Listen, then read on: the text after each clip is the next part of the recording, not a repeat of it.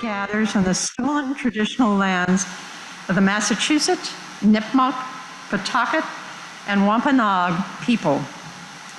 We pay respects to elders who lost their lives in the colonization of this land and recognize that these indigenous tribes are still today facing violation of sovereignty, territory, and water.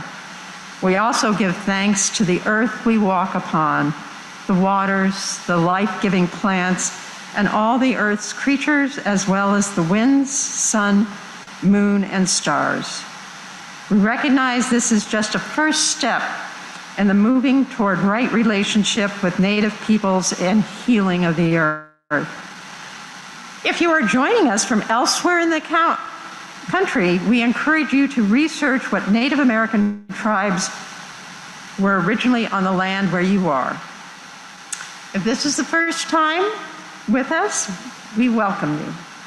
Our minister is the Reverend Cindy Landrum. We invite you to check our webpage, fpc-stowe-acton.org, for news and information.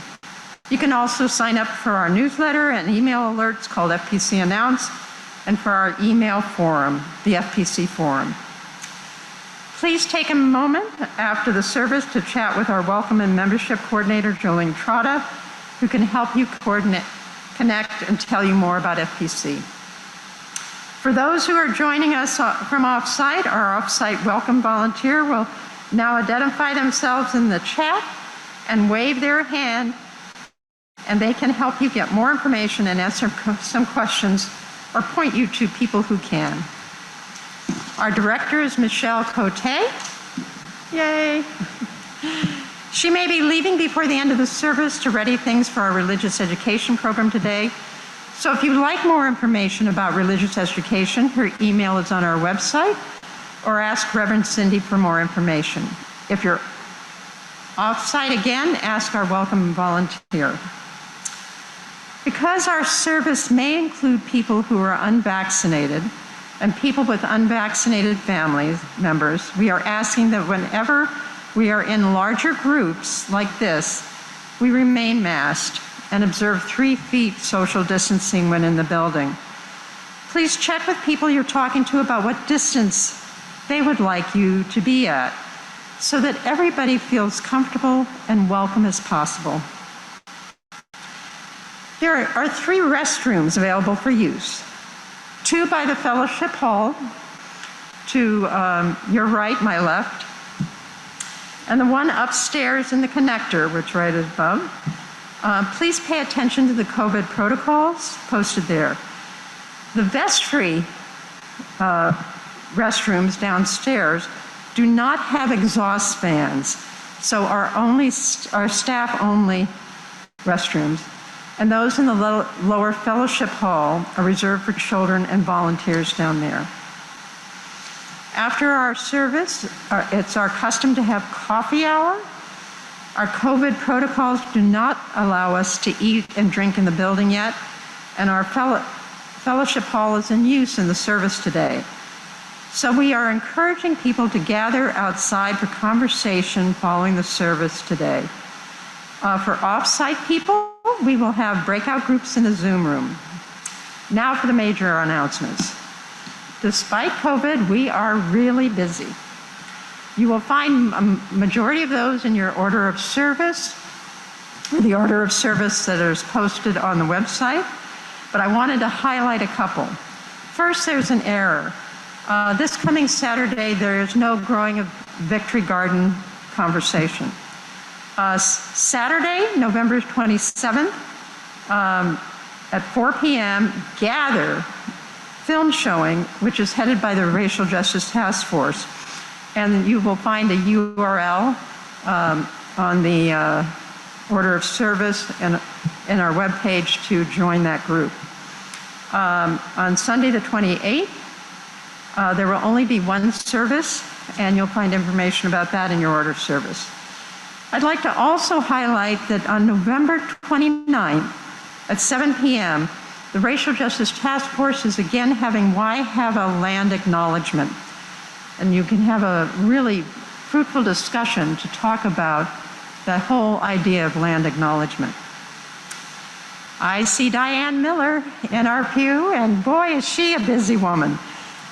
Tuesday, December 7th at 7 p.m. is our Christmas cookie swap, so please save the date. The Christmas drive is ongoing, and so please sign up for the gifts to be given to the domestic violence shelters that we support. Also, I want to mention that December 19th is our goal to complete our stewardship campaign, so encourage everyone to respond to that. And then we have a very special December 5th at 5 p.m. is a fun and casual virtual carol sing that's offered by the FPC choir from the sanctuary, and you have, that should be a lot of fun. And with that, I think there's one other announcement, which is, again, this very busy holiday season, a Christmas carol. And that beloved, Dickens' beloved Christmas tale will be told at our church on Saturday, December 4th. There's information about calling or reserving a ticket so that you can attend this great performance. With that being said, I'll now move to the prelude.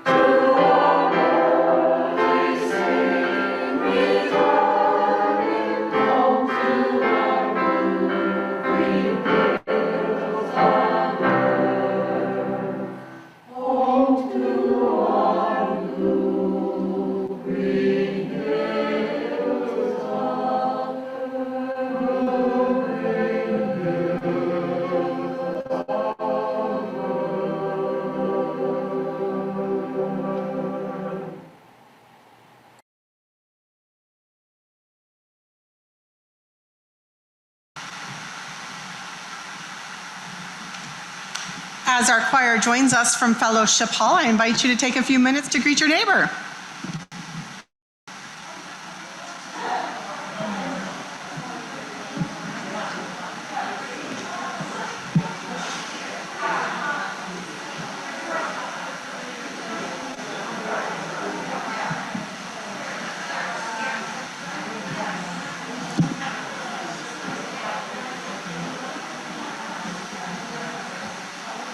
Morning, Helen. Good morning, Sam. Hi, Kelsey. Morning, Lisa. Hi, Julie. Feel free to greet each other. Feel free to unmute yourself and greet each other. Hi, Kim. Hi, Karen. Hi, everyone. Eileen, Rebecca.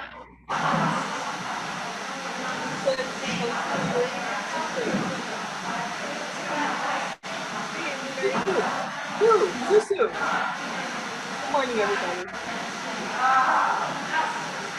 You don't know, you've got all these pews here are all for you. But you can go in the balcony if you want to. Yes. There's space for about 6 people up there.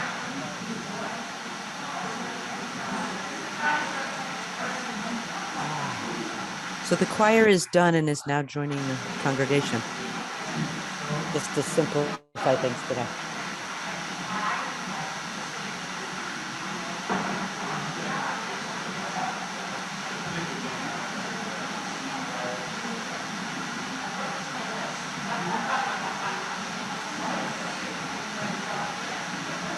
Yeah, anyone who's singing hymns can stay up here if you'd like.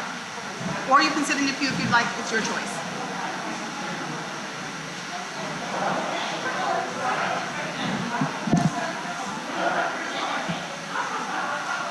Good morning, everyone.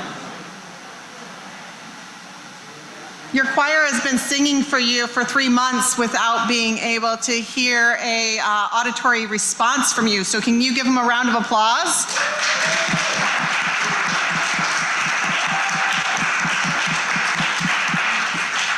And choir and everyone else, if you missed the opportunity to fill out a Joys and Sorrows form, if you want to, you can get one from the ushers in the back pew there. They'll help you with that, and we can make sure your Joys and Sorrows get shared at Joys and Sorrows time. Our words for calling us to worship this morning are by Shari Woodbury. Enter this sanctuary of pillars and pews and light, aware of the spaces between bodies, the faces under masks. Enter this sanctuary through the precious metals, ones and zeros of devices, cocooned at home and yet here. Enter this community whether you desire connection or distrust it, whether you feel hopeful or lonely, awkward or joyful, numb or overcome. Bring your frozen and scared parts. Bring your angry and tight parts. Bring the sharp and hazy memories. Bring your broken hearts. This place can hold recent hurts and ancestral history. This place can hold the muscled layers of your mystery. Come, lay your burden down here. Come, be present and be.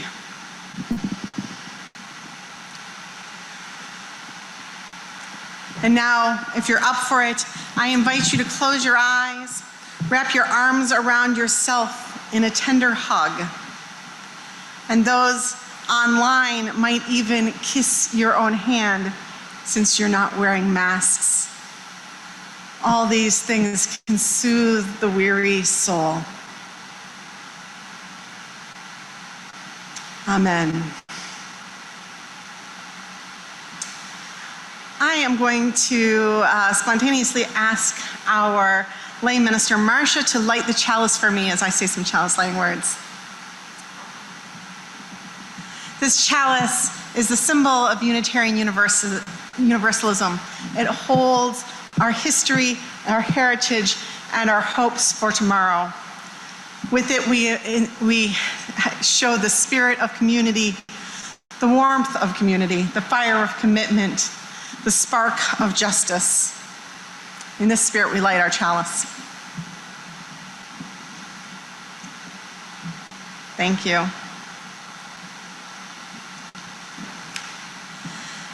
So what's going to be happening in our hymns right now is that you'll notice that they aren't called hymns in your order of service. We put them as songs. That's a reminder to you that we're not singing in groups in our sanctuary. Instead, we'll have individual small groups of singers singing hymns, and you are invited to hum along softly with masks on. And you can stand if you'd like during these, or you may sit, whichever soothes your body and makes you feel at home. But please join in being present and embodying the spirit of the music we sing now together.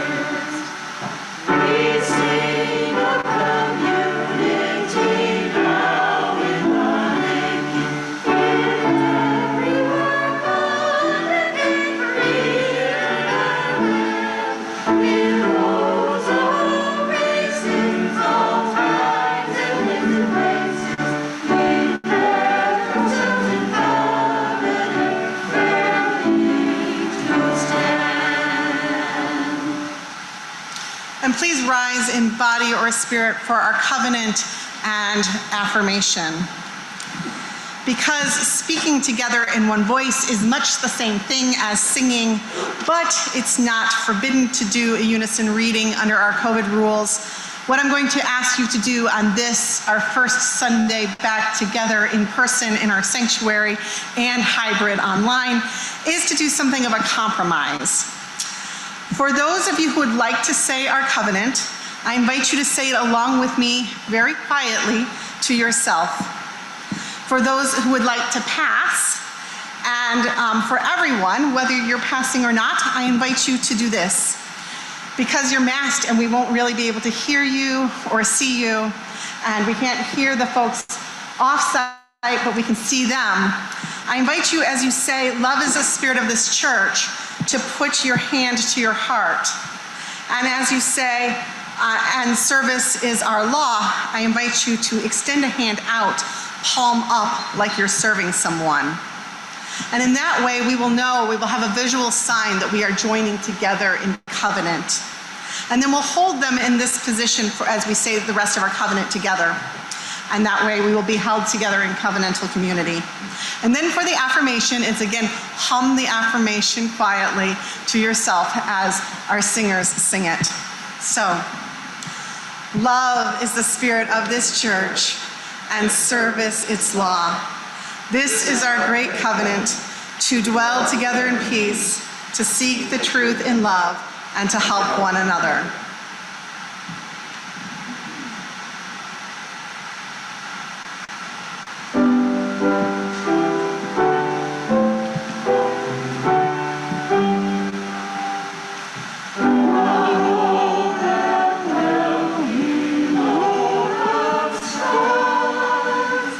Let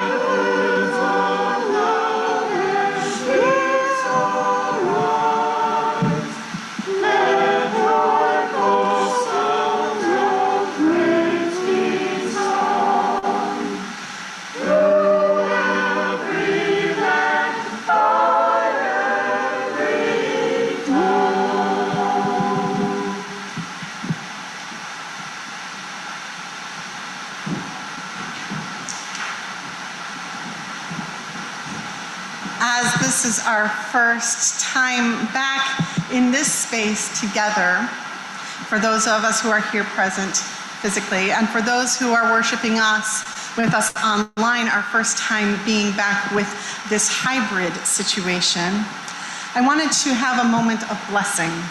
So these words are by Molly Hausch-Gordon, a colleague of mine who I was pleased to serve with on the UU Ministers Association Center Committee. I've lightly adapted them because they were written for just in the room, so I've added the parts that are about online. Friends, I want to invite you to take a deep breath and feel your way into connection in this beloved sanctuary. Online friends, I invite you to be with us in blessing this space and in feeling the joy of this filled room. For those here, feel what it is to sit in these chairs again, or for the first time. Feel what it is to be sheltered by these walls again, or for the first time. Feel what it is, all of us, to experience the chorus of breath and beating hearts and the presence of loved ones around you again and online for the first time. Today, we officially return to our sanctuary after 20 months away. 20 months. That's 635 days. Take a deep breath. We are different now. Our bodies have changed. Our souls have suffered and stretched. Our hearts have grown and broken and grown some more. We are different now. Our community has changed. We have lost beloved ones. We have welcomed new dear ones. We have stayed together by the force of will and technological ingenuity. We are different now. We return changed. But these walls have always been here to hold us exactly as we are. These walls that echo with the stories and love of generations. These walls that have held the dreams of scores of neighbors as they sheltered unhoused loved ones through a pandemic winter. These walls that have witnessed the tears and prayers of decades, our losses and gains, our heartbreak and rejoicing, our conflicts and reconciliation, our humanity in all its full complexity. These walls are here to hold us, and yet they do not define our expansiveness. And we continue to hold each other. As we return to this space, let us take a moment now to bless it. And we ask especially for the blessings of those who are joining us online as we bless this space. We bless this space with the fullness of who we are now, the wisdom we never hoped to gain, the hearts we never knew could hold so much, the sorrow and the new understandings of joy. With all of it, we bless this space. Wherever you are, put a hand on your chair or the floor or the wall or your screen and whisper quiet words of gratitude and blessing. With gratitude for its sheltering walls and with all of who we are, with hope for who we may yet become, we bless this space. Amen. And now I invite our Director of Religious Education, Michelle Cote, to share some words with you today.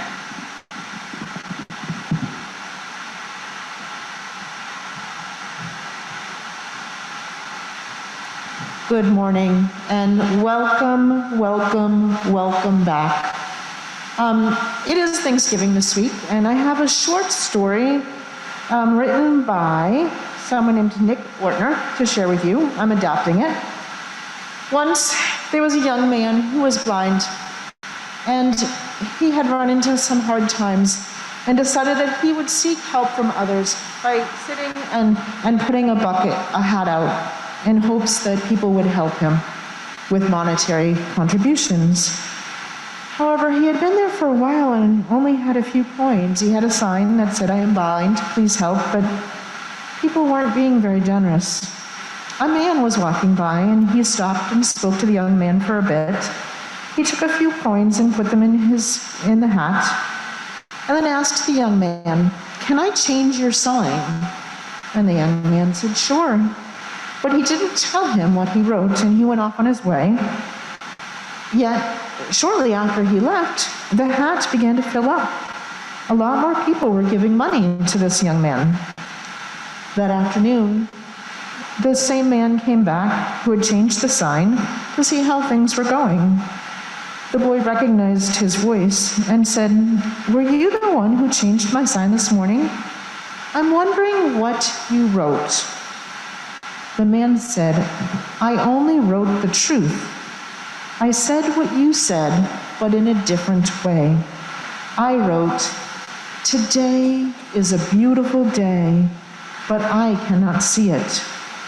Both signs spoke the truth, but the first sign simply said the young man was blind, while the second sign conveyed to everyone walking by how grateful they should be to be able to see." When your life seems full of troubles, it seems very difficult to maintain an attitude of gratitude. All we see are our problems like a blackened storm cloud casting a dark shadow over our lives. And the times when everything just seems to be going smoothly, we often take these precious moments for granted, don't we? Caught up in the bliss or the comfort or the familiarity of it all, we can simply forget to be thankful. Simply put, then, gratitude can be a habit. It's a way of looking at the world and all the good things in it with a feeling of appreciation, regardless of whether or not your current situation is to your liking. Gratitude is a heart-centered approach to being at peace with yourself and with all you have. When you practice this feeling of gratitude, it attracts even more things into your life for which to be grateful. So this is what I would like you to do, is just to take a moment, and we all have something that we can be thankful for. Even if we're going through a hard time, we can find something, a kernel of something that we can be grateful for.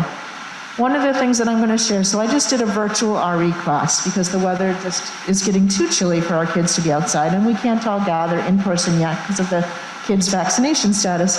And there was a little boy who's new to our church named Dante, and he is 4. He's almost 5, but he's 4 still, he keeps telling me. And this morning, I complimented him on joining in our scavenger hunt. He had never done one, and I was asking kids to go and find something and bring it back and show us on the screen. And he said, "Well, that's because I'm very clever."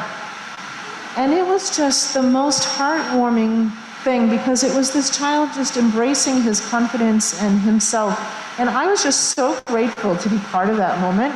I had so much fun with the kids today, and I'm grateful for that. So I want you to just take a second in your head and just think about something that you can be grateful for on this very moment at this very time. And just take a minute.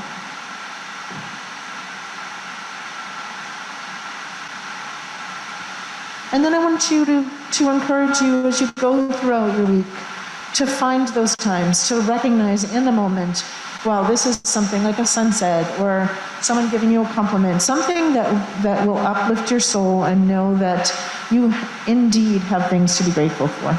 Thank you, and enjoy your Thanksgivings however you choose to spend them. Thank you, Michelle.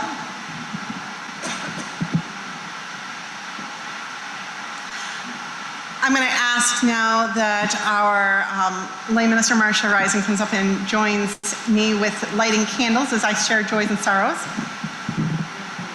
Okay, thank you. And as we begin our joys and sorrows today, I want to take a few moments to acknowledge the complexity of this week, this time in America, the joy and gratitude of being back in our sanctuary after 20 months, and the great thanks I have to everybody who made that possible, especially the Ventilation Task Force and the COVID Planning Task Force and our board and staff. A great resounding applause for them, please.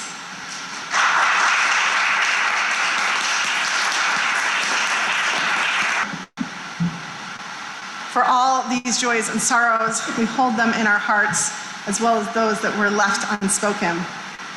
These words, and thank you, Diane. Thank you, Marcia.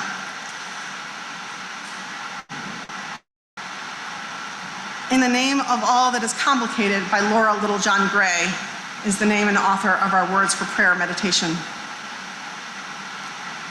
In the name of all that is complicated, may we enter this week gently. May we all welcome all the guests that come to our table. The guests of ambiguity of why bother this year. The joy of celebration and fresh baked pie.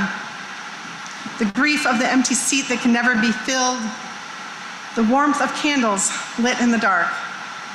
The malaise of all that you've been told about how to feed your body.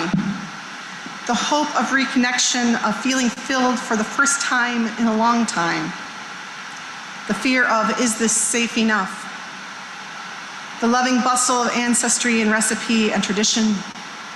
The horror of history and all the ways it lives on. May we welcome all these guests at our table and all others who come needing a place to call home. There is good news. There is space here. There is plenty of grace to share. In the name of all that is complicated. Blessed be, and amen. Now I invite you to hum along again quietly as some of our choir members sing Spirit of Life.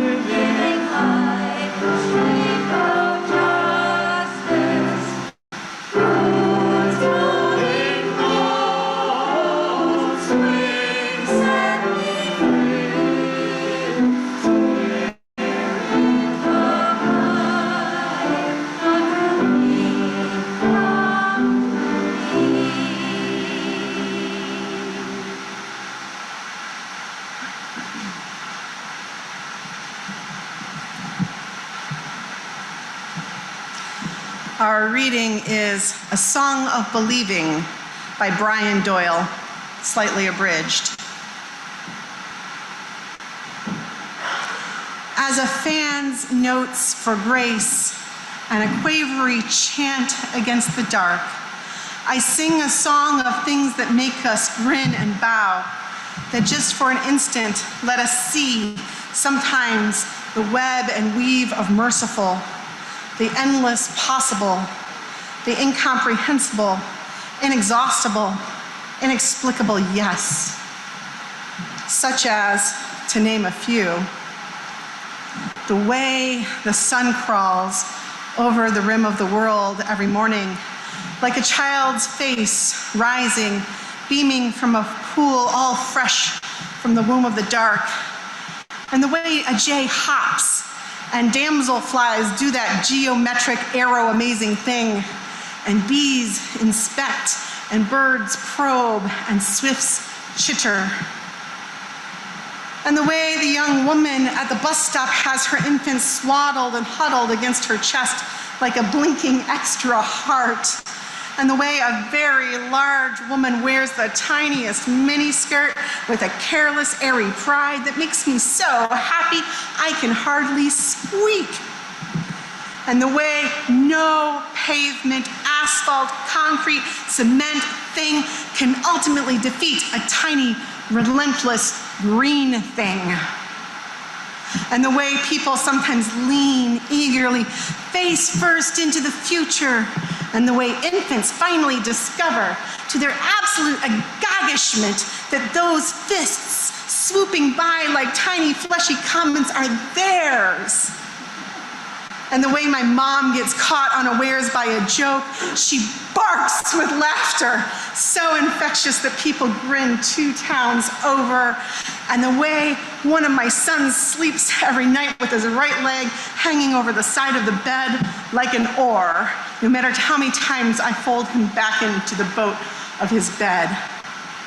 And the way the refrigerator hums to itself in 2 different keys. And the way the new puppy noses through hayfields like headlong, exuberant, hairy tractors.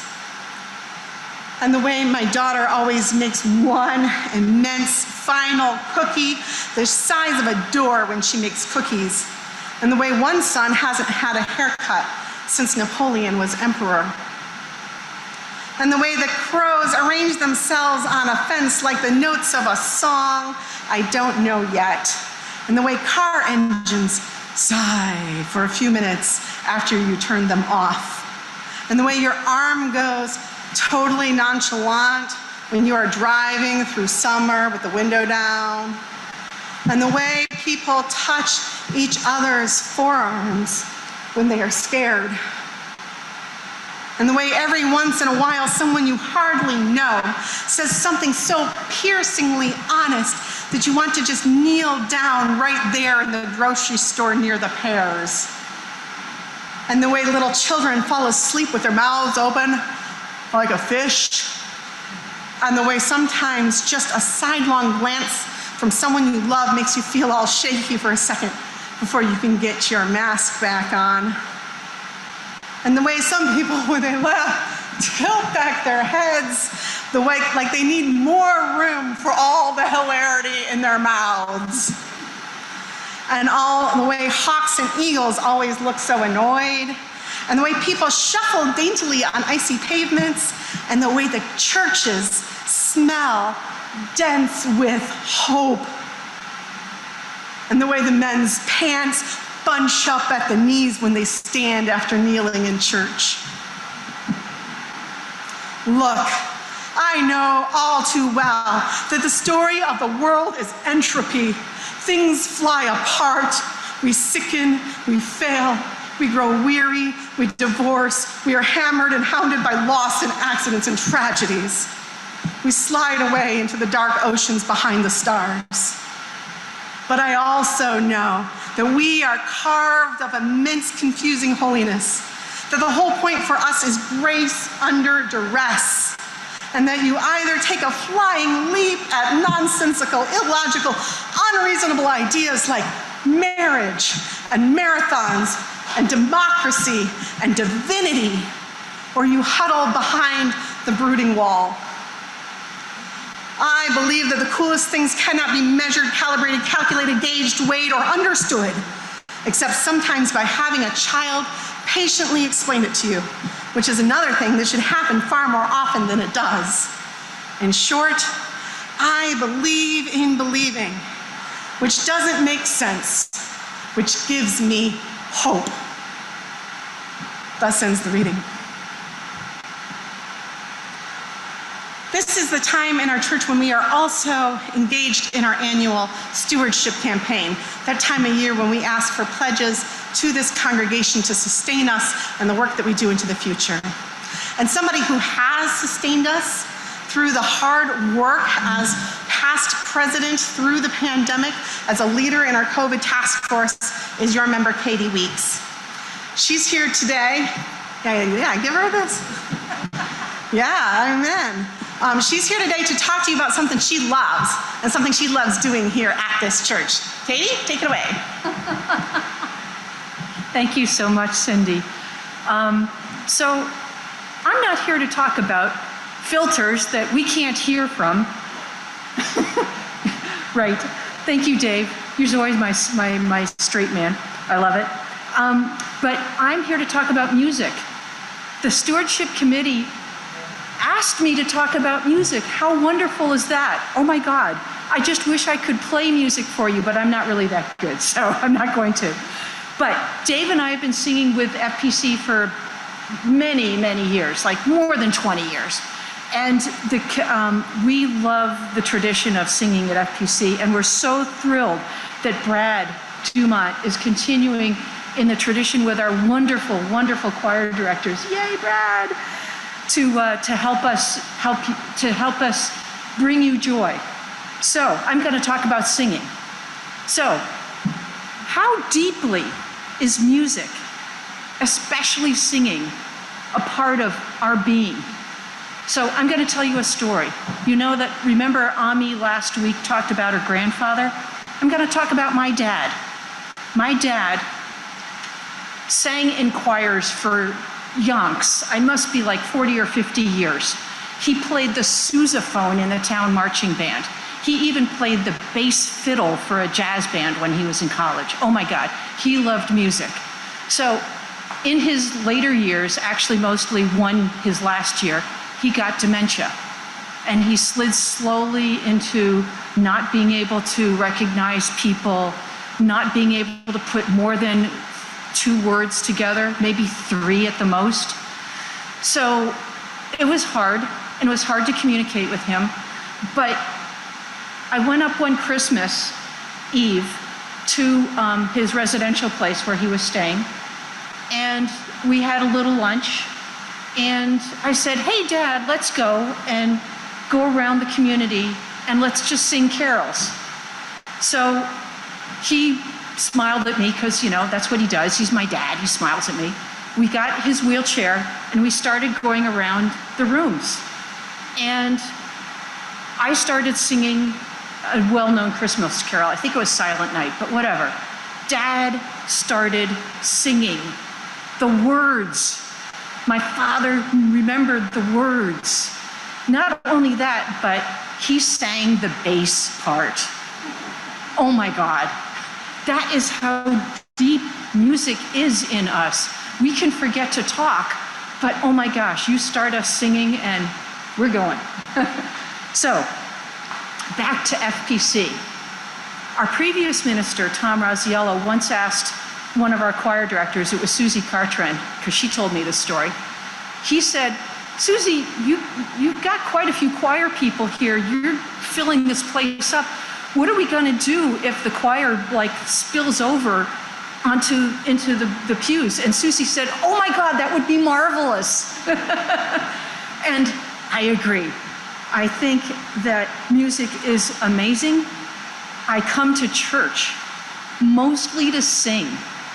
I don't really pray. I don't really meditate. I do listen to Cindy's great sermons, totally. But singing is what gives us a chance to be in community with people in a way nothing else can. Singing helps us blend with each other. We express the feeling of a piece of music to our listeners. And the only problem that I really have with singing is when something is so beautiful and I start choking up, I can't sing. How do professionals do that? I'm just really impressed. So we are so lucky here to have a great choir and a great choral tradition at FPC. Our choir's not perfect. We are not a fancy choir that requires auditions. We welcome everybody to come and sing with us. We welcome people who want to help us convey joy, grief, wonder, anger, light, awe, and love to the congregation. Frankly, the imperfections, I think, are what help make our music so rich in meaning to everybody. So I think that that's also true of FPC, right? We're not perfect, but we welcome all who want to join with us and be in community and to courageously build a caring and just world, like it says in our mission statement. Dave and I have been so blessed to be part of this community. I feel like I have a couple of hundred friends that I would otherwise never have had the joy of knowing and being with. FPC feels like home. FPC is what love feels like. Thank you.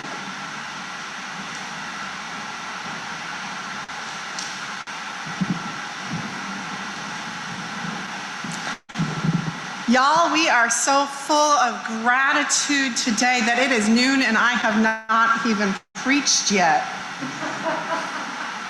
It is good to be together. Shall we be together just a while longer?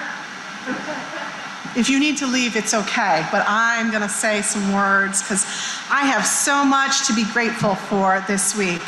So much gratitude that we are able to come back into this space and yet also at the same time reach those of us who are joining us virtually and to be able to worship together.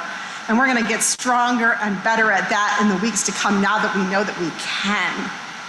I mentioned a few gratitudes and joys and sorrows, but let me say to thank you all would take reading my entire outbox and phone log for the week. There are so many people who have done so many things, but I want to give a special shout out to our staff because they worked extra hard and extra long and sometimes out of their comfort zones to make this possible for today.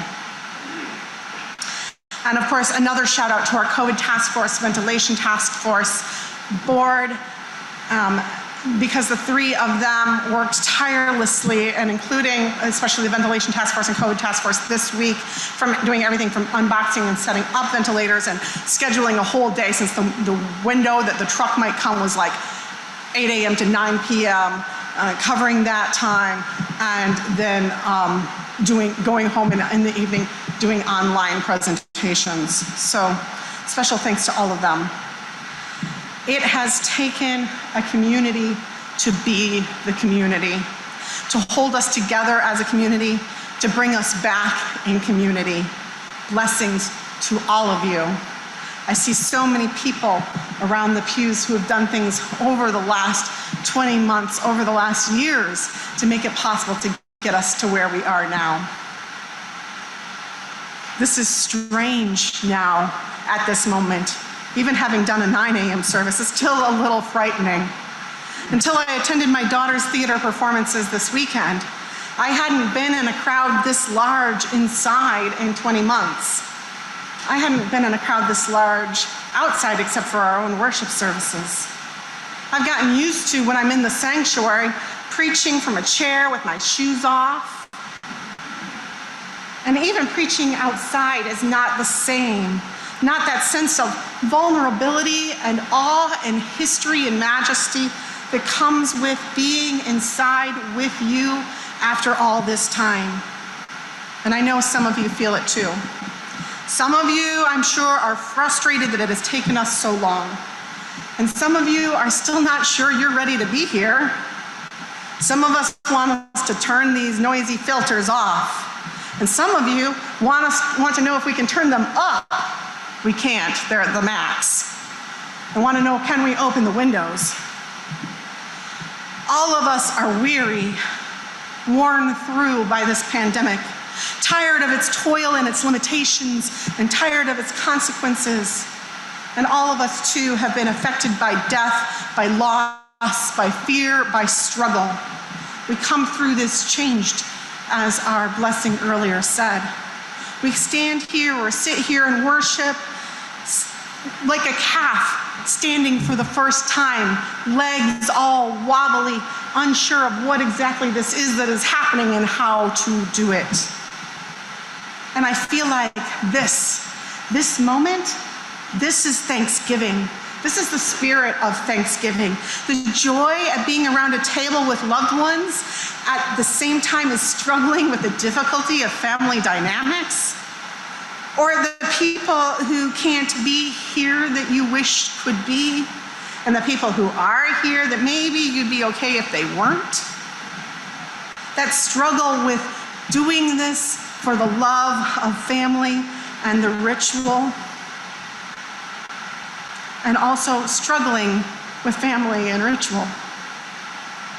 And this is Thanksgiving in America, the spirit of it, the joy at heritage, the loving of the ritual passed down over generations, the love of country and the sea to shining sea, and the wrestling with the sorrow and anger at being in a country which stretched its way from sea to shining sea in ways that did not match our ideals, did not live up to the false origin stories we told ourselves and as children, the stories that we were raised with in myth and legend. And this is Thanksgiving in all its complexity, that we rejoice and enjoy the plenty, the bounty of the harvest, so many of us, while others of us, perhaps some here, struggle to put food on the table and live in a world where justice does not equally serve people with our skin color or language, gender identity, our bodies themselves. And through all of it, there is gratitude, there is thanksgiving. As Unitarian Universalists, I know we struggle with this. And around our tables, some of us are inviting strangers and asylum seekers, friends who have no place to go, neighbors, elders who we don't want to be alone. Some of us are those friends, elders, who are going to other people's houses, and some of us are eating alone. But wherever we are, and whoever we're with, or whether we're by ourselves, we are creating a welcome table in our hearts. One dining room, one living room with a tray table, one hall at a time. And so today, a blessing. For those who have come here frustrated by the slowness or the overcautious response, for whom this is an imperfect and frustrating experience, we hear you, we see you, we value you, we draw you and all your complexity into the circle of community. And for those who have come here cautiously, nervous about whether or not it is safe, unsure if we should be doing this, wondering if we're doing enough, for whom this is an imperfect and scary experience, we hear you, we see you, we value you, and we draw you and all of your complexity into this circle of community.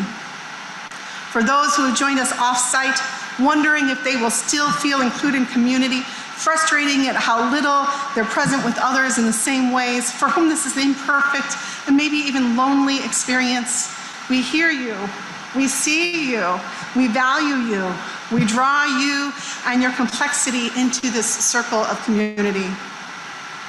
And for those who are not present today, because they're just not ready or just away or at a distance or busy, for whom this is an imperfect and lost experience, we hear you, we value you, we see you, we draw you and all your complexity into the circle of this community. A blessing to all of you, that you find gratitude and joy in all the times of struggle, that you open your heart and arms to the beckoning future, and that together we work to build the community that you dream of, the world of justice and peace that you long for. And a blessing for those outside our community's circle, a blessing for a world more fair, a justice more complete, an earth cared for, a love more expressed in this purpose. We hear you, we see you, we value you in your diversity of human experience, we hold you in beloved community, and we promise to you that we are not done working, striving to build that beloved community. Blessed be, amen, and may it be so. Let's give thanks, folks. Join in singing number 69 over here. Join in humming over here.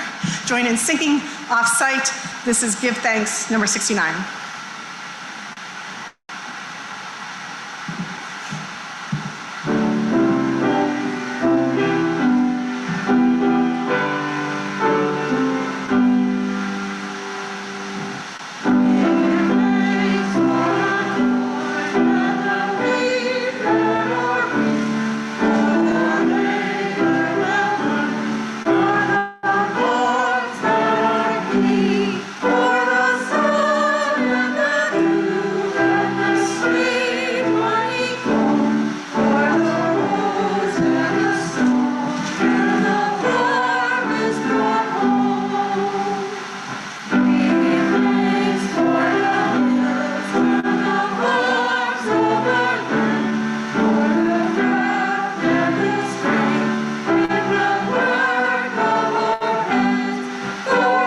For the